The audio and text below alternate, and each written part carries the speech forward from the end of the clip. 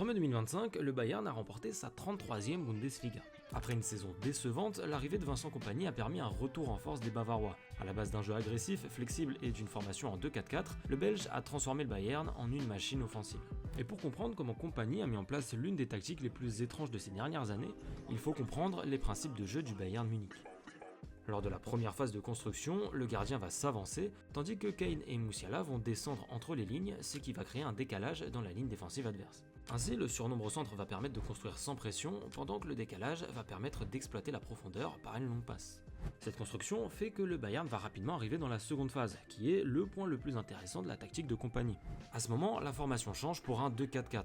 Ici, les centraux vont s'écarter, formant un rectangle dont va partir le jeu bavarois. Si l'adversaire ouvre leur bloc, cela laisse de l'espace pour construire avec Musiala entre les lignes. Si dans le cas inverse, l'adversaire décide de conserver leur bloc, alors le Bayern va jouer d'un côté à l'autre jusqu'à ce qu'un adversaire fasse une erreur pour ensuite les punir.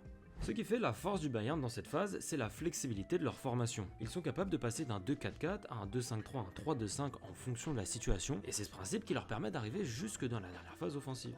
Dans cette position, le Bayern va surcharger la défense adverse avec 5 joueurs en attaque, proposant plusieurs solutions. Ils peuvent compter sur le surnombre au centre pour combiner face à un bloc bas, tout comme ils peuvent jouer sur l'aile pour ouvrir le demi-espace et créer une situation de centre en retrait.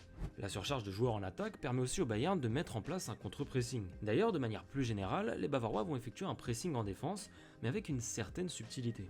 Avant la première passe, Kane et Musiala vont rester au centre de manière à forcer l'adversaire à jouer sur un côté.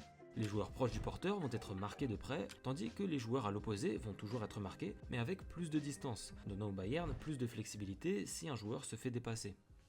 Pour faire une conclusion à tout ce que je viens de dire, il faut retenir que le Bayern joue un jeu très agressif qui ne laisse pas l'adversaire respirer. C'est ce qui leur a permis de dominer la Bundesliga, et même si au niveau européen leur système possède des limites, ce n'est que le début de leur projet qui risque de s'améliorer au fil des saisons.